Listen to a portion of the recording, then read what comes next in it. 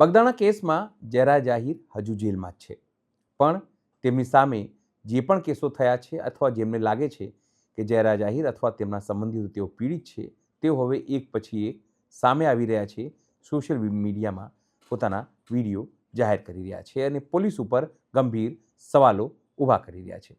નમસ્કાર, હું છું ચિંતામણી પુત્ર અનિલ પટેલ. સ્વાગત છે આપનું અમારા વિશેષ કાર્યક્રમમાં. ભાવનગરના જ એવા યુકે પોતાનો વિડીયો જાહેર કર્યો છે અને કઈ રીતે જયરા જાહીરથી તેઓ પીડિત છે તેની સમગ્ર વાત તેમણે કરી છે. સાથે તેમણે માયાભાઈ આહિર અને પોલીસ ઉપર પણ ગંભીર સવાલો ઊભા કર્યા છે.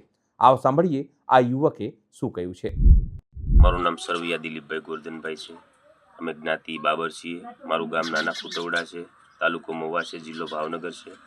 અમે હાલ નાના ખુટવડા ગામમાં વાડી વિસ્તારમાં રહીએ છીએ.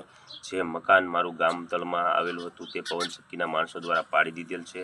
ત્યારબાદ 14/9/2023 મેં બગદાણા પોલીસ સ્ટેશનમાં ફરિયાદ આપેલ છે. ત્યારબાદ વખતો વખત તમામ કચેરીઓમાં મેં અલગ અલગ રાષ્ટ્રપતિથી લઈ અને બગદાણાના પોલીસ સ્ટેશન સુધી તમામ જગ્યાએ અરજીઓ કરેલ છે. ત્યારબાદ 25/9/2023ની જે મારી અરજી છે તે જ મારી ફરિયાદ છે એવું બગદાણા પોલીસ સ્ટેશનને જણાવેલ હોવા છતાં બગદાણા પોલીસ સ્ટેશનમાં કોઈ જ ફરિયાદ દાખલ કરવામાં નથી આવી. ત્યારબાદ 2/10/2023 અજાણ્યા શખ્સો વિરુદ્ધ વ્યાસ સાહેબ દ્વારા જે એફઆઈઆર દાખલ કરવામાં આવી છે તે એફઆઈઆરના અનુસંધાને અમને છેલ્લા ઘણા દિવસો સુધી અલગ અલગ બોલાવી બેસાડીને અલગ અલગ અમારી વિરુદ્ધ આટીઘૂટીવાળા પ્રશ્નો કરી અને અજાણ્યા વિરુદ્ધ ફરિયાદ દાખલ કરેલ છે. અમે તમામ તથ્યો, તમામ વ્યક્તિઓના નામજોગ, તમામ પુરાવાઓ, તમામ સીસીટીવી ફૂટેજ, તમામ રેકોર્ડિંગો આપ્યા હોવા છતાં વ્યાસ સાહેબ દ્વારા અજાણ્યા વિરુદ્ધ ફરિયાદ દાખલ થઈ. ત્યારબાદ તારીખ 1/10/2023 માનનીય સૌરાષ્ટ્ર રેન્જ આઈજી સાહેબ જુનાગઢ, શ્રી નિલેશભાઈ ઝાંઝડિયા સાહેબની કચેરી જુનાગઢ, માનનીય ડીએસપી સાહેબ ભાવનગર, માનનીય ડીવાયએસપી સાહેબ મહુવા જે સર્વે સાહેબ હતા તેમને પણ મેં મારી ફરિયાદ દાખલ કરેલી છે કે સાહેબ બગદાણા પોલીસ સ્ટેશનમાં આજ સુધીમાં મારી કોઈ હું જે કહું છું તે પ્રમાણે ફરિયાદ લેતા નથી અને મારી વિરુદ્ધમાં ઉલટ તપાસ કરે છે. મને 8 દિવસ સુધી અલગ અલગ બેસાડી રાખવામાં આવે છે. મોડી રાત સુધી બોલાવીને અલગ અલગ નિવેદનો લેવામાં આવે છે અને ભાંગતોડ કરીને હું જે લખાવું છું તે મુજબ તે લોકો લખતા નથી અને મારી આ કેસની જે કાંઈ તપાસ છે તે કોઈ સક્ષમ અધિકારીને સોંપો એવું મેં સાહેબને લેખિતમાં અને મૌખિકમાં રજૂઆત અને ફરિયાદ દાખલ કરેલ છે. જે ફરિયાદની તારીખ છે 1/10/2023.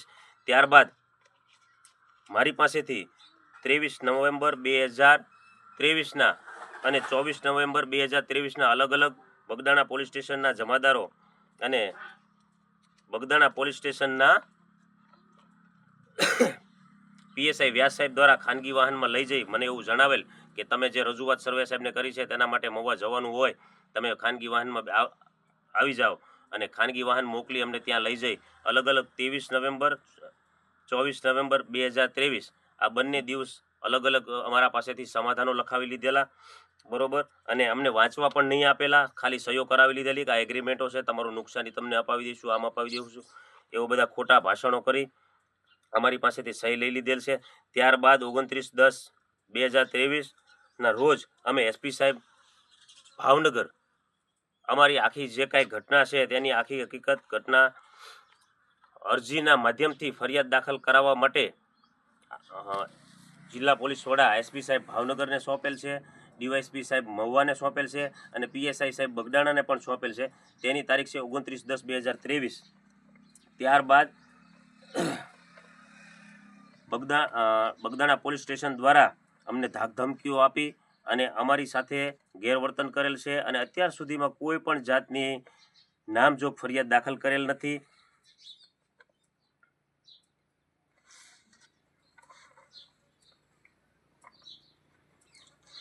અને શું નામજોગ ફરિયાદ દાખલ નથી એનું કારણ શું? મોટા માથાઓ હોઈ શકે છે?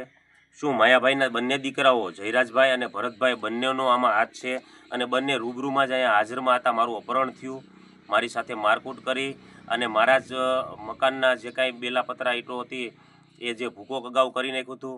ત્યારબાદ મેં પાછું ખડકી અને જે સાપરું બનાવ્યું હતું સાપરું હટાવી ત્યાંથી રાત્રિ દરમિયાન ભરતભાઈ દ્વારા, જયરાજભાઈ દ્વારા મારું અપહરણ કરી અને ત્યાંથી મને બીજા કોઈ જગ્યાએ અન્ય જે ખાનગી જગ્યાએ લઈ જઈ માર મારવામાં આવેલો.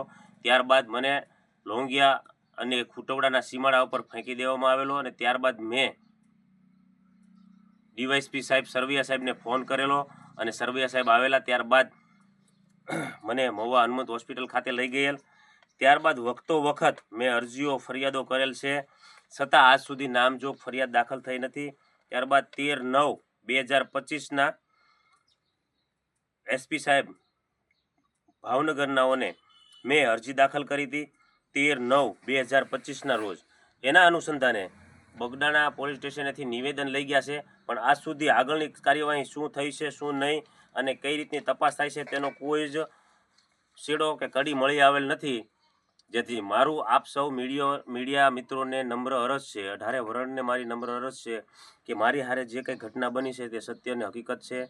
આ લોકો દ્વારા જે આવો અન્યાય કરવામાં આવ્યો છે, આ લોકો દ્વારા મારકૂટ કરવામાં આવી છે, મારું આખું મકાન તોડી પાડી નાખવામાં આવેલું છે, છતાંય જે પોલીસ દ્વારા 23 નવેમ્બર અને 24 નવેમ્બર 2023ના બંને જે સોગંદનામું મારી પાસેથી અલગ અલગ મારી એફઆઈઆર દાખલ કરાવવાના નામે રાત્રિના અમને લઈ ગયેલ અને ખાનગી વાહનો દ્વારા લઈ ગયેલ અને તેમાં આ લોકો ખાનગી વાહનોમાં જ આ બધા ષડયંત્રો રચી આવા બધા જે કાંઈ કાગળ કરાર કરતા હોય, સહી સિક્કા કરતા હોય તેવા માણસોને સાથે રાખી આવા ખોટા કામો કરી ગયેલ છે. ત્યારબાદ પણ મેં વખતો વખત અરજીઓ કરેલી છે અને મારી તમામ મીડિયા મિત્રોને એટલી નમ્ર વિનંતી છે કે મારી પાસે સીસીટીવી ફૂટેજ, તમામ ઓડિયો રેકોર્ડિંગો, તમામ ફૂટેજો, તમામ પુરાવાઓ હોવા છતાં આજ દિન સુધી નામજોગ ફરિયાદ દાખલ નથી થઈ અને અત્યાર સુધીમાં જે કાંઈ તપાસ કરી હોય તેના મને કોઈ કાગળો આપવામાં નથી આવ્યા. આરટીઆઈ કરીને મેં માગેલા કાગળો પણ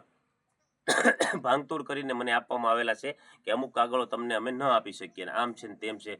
અને જ્યારે મારા ધ્યાન ઉપર એવું આવ્યું કે બગદાણા પોલીસ સ્ટેશને મારા નિવેદનો છે એમાં પણ ભાંગતોડ કરીને મારા પાસેથી જે લખાયું છે કાંઈ અને સહી કરાવી છે પણ બીજી જગ્યાએ, આવી રીતના અમારી યારે ખોટા બધા કાગળ કરારો થયેલા છે.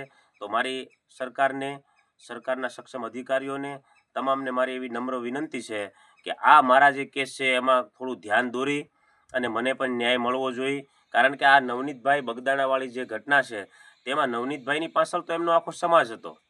તો હું એકલો માણસ પડું છું, હું બાબર જ્ઞાતિમાંથી આવું છું, હું અમારી સમાજ નાનો છે, તો શું અમને ન્યાય ન મળે? માટે 18 વરણને હું નમ્ર વિનંતી કરું છું કે મને ન્યાય અપાવવા માટે આપ સૌ પોતપોતાનું યોગદાન આપશો. જય હિન્દ, જય ભારત.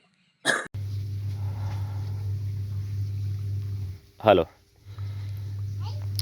સમાજના તમામ આગેવાનોને, તમામ સરકારી અધિકારીઓને, તમામ માણસોને અને જાહેર જનતાને મારું એટલું જણાવવાનું છે કે મારી ફરિયાદ જે છે, એફઆઈઆર જે છે એ અજાણ્યા શખ્સો વિરુદ્ધ નોંધવામાં આવી, પણ જે સમાધાન લખાયું છે તેમાં માયાભાઈના દીકરા ભરતભાઈ માયાભાઈ તેમજ જયરાજભાઈ માયાભાઈ આ બંનેના નામ જોગ એ લોકો સમાધાન લખાવી લે છે. તો જો એ લોકો અને આ સમાધાન લખાવવામાં વ્યાસ સાહેબ પોતે બગદાણા પોલીસ સ્ટેશનમાં રજા મૂકી દે છે, ખાનગી વાહનો મારફત તે મહુવા આવે છે અને મને અલગ અલગ જગ્યાઓમાંથી લઈ જઈ અને વાહનોમાં જ આ બધા લખાણ બુહાણ કરે છે.